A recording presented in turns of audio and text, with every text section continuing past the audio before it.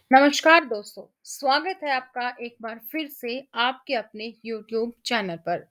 दोस्तों, आज की इस वीडियो के माध्यम से हम आपको सुनाने जा रहे हैं आमलकी एकादशी की पौराणिक कथा। इस कथा को आप अंत तक जरूर सुने और इसी तरीके से भारतीय संस्कृति से जुड़ी हर व्रत, तीज, त्योहार की कथाओं को जानने के लिए चैनल को सब्सक्राइब करें। साथ ही बेल आइकन को प्रेस कर लीजिए ताकि जैसे ही वीडियो अपलोड की जाती है उसकी नोटिफिकेशन आप सभी लोगों को मिल सके। शुरू करते हैं आज की इस वीडियो को। राधे राधे। धर्मराज युधिष्ठिर बोले, हे जनार्दन, आपने फाल्गुन मास के कृष्ण पक्ष की विजय एकादशी का सुंदर वर्णन करते हुए सुनाया। अब आप फाल्गुन मास के शुक्ल पक्ष की एकादशी का क्या नाम है तथा उसकी विधि क्या है, कृपया करके आप मुझे बताइए। श्री भगवान बोले, हे राजन, फाल्गुन मास के शुक्ल पक्ष की एकादशी का नाम है आमलकी एकादशी। इस व्रत के करने से समस्त पाप नष्ट हो जाते हैं तथा इसके प्रभाव से 1000 गोदान का फल प्राप्त होता है। इस व्रत के करने से समस्त पाप नष्ट हो जाते हैं। हे राजन, अब मैं आपको महर्षि वशिष्ठ जी द्वारा राजा मांधाता को सुनाई पौराणिक कथा के बारे में बताता हूँ। आप इसे ध्यान पूर्वक सुने। राजा मांधाता बोले कि हे वशिष्ठ जी, यदि आप मुझ पर कृपा करें तो किसी ऐसे व्रत की कथा कहिए जिससे मेरा कल्याण हो। महर्षि वशिष्ठ बोले कि हे राजन, सब व्रतों से उत्तम और अंत में मोक्ष देने वाली आमलकी एकादशी के व्रत का मैं वर्णन करता हूँ। यह एकादशी फाल्गुन माह की शुक्ल पक्ष में होती है। एक वैदिश नाम का नगर था जिसमें ब्राह्मण, क्षत्रिय, वैश्य और शूद्र चारों वर्ण आनंद सहित रहते थे। उस नगर में सदैव वेद ध्वनि गूंजा करती थी तथा पापी, दुराचारी तथा नास्तिक उस नगर में कोई नहीं था। उस नगर में चैत्रथ नाम का चंद्रवंशी राजा राज्य करता था। वह अत्यंत विद्वान तथा धर्मी था। उस नगर में कोई भी व्यक्ति दरिद्र व कंजूस नहीं था। सभी नगरवासी विष्णु भक्त थे और आबाल वृद्ध स्त्री पुरुष एकादशी का व्रत किया करते थे। एक समय फाल्गुन मास के शुक्ल पक्ष की आमलकी एकादशी आई। उस दिन राजा, प्रजा तथा बाल वृद्ध सबने हर्षपूर्वक व्रत किया। राजा अपनी प्रजा के साथ मंदिर में जाकर पूर्ण कुंभ स्थापित करके धूप, दीप, नैवेद्य, पंचरत्न आदि से धात्री यानी कि आंवले का पूजन करने लगे और इस प्रकार स्तुति करने लगे। हे द्राति, तुम ब्रह्म स्वरूप हो। तुम ब्रह्मा जी द्वारा उत्पन्न हुए हो और समस्त पापों का नाश करने वाले हो। तुमको नमस्कार है। अब तुम मेरा अर्घ स्वीकार करो। तुम श्री रामचंद्र जी द्वारा सम्मानित हो। मैं आपकी प्रार्थना करता हूँ, अतः आप मेरे समस्त पापों का नाश करो। उस मंदिर में सबने रात्रि को जागरण किया। रात के समय वहां एक बहेलिया आया जो अत्यंत पापी और दुराचारी था।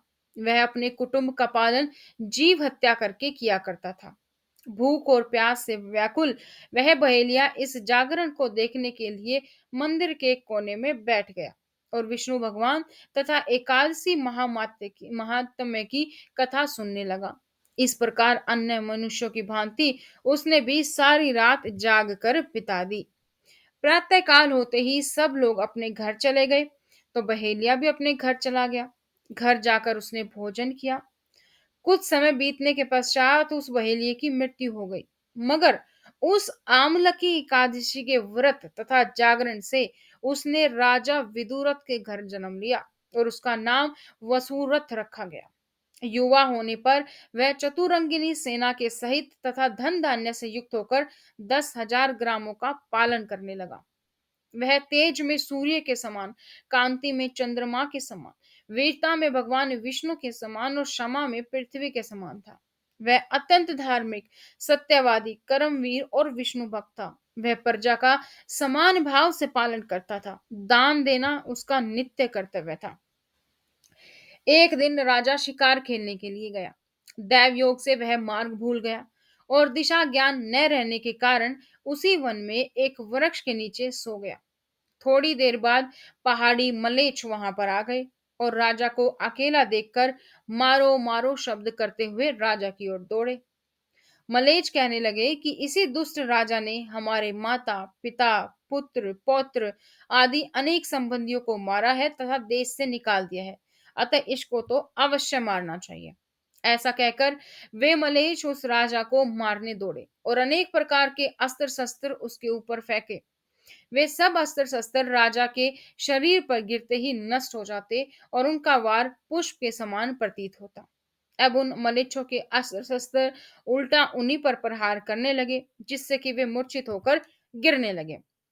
उसी समय राजा के शरीर से एक दिव्य स्त्री उत्पन्न हुई। वह स्त्री अत्यंत सुंदरी होते हुए भी उसकी भरकुटी टेढ़ी थी। उसकी आंखों से लाल लाल अग्नि निकल रही थी, जिससे वह दूसरे काल के समान प्रतीत होती थी। वह स्त्री मलेच्छों को मारने दौड़ी और थोड़ी ही देर में उसने सब मलेच्छों को काल की गाल में पहुंचा दिया। जब राजा सोकर उठा तो उसने मलेच्छों को मरा हुआ देखकर कहा कि इन शत्रुओं को किसने मारा है? इस वन में मेरा कौन हितैषी रहता है?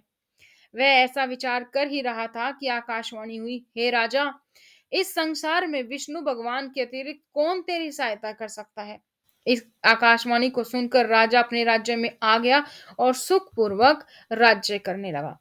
महर्षि वशिष्ठ बोले, हे राजन, यह आमलकी एकादशी के व्रत का प्रभाव था। जो मनुष्य इस आमलकी एकादशी का व्रत करते हैं वे प्रत्येक कार्य में सफल होते हैं और अंत में विष्णु लोक को जाते हैं।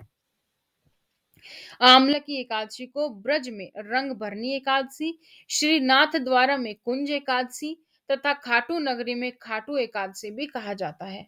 इस एकादशी में आंवले के पेड़ की पूजा की जाती है।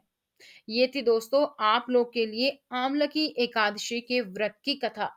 इसी तरीके से और कथाएं जानने के लिए और भारतीय संस्कृति से जुड़े हर तीज पर्व त्योहार के बारे में जानने के लिए इस चैनल को सब्सक्राइब करें, साथ ही बेल आइकन को प्रेस कर लीजिए ताकि जैसे ही वीडियो अपलोड की जाती है उसकी नोटिफिकेशन आप सभी लोगों को मिल सके।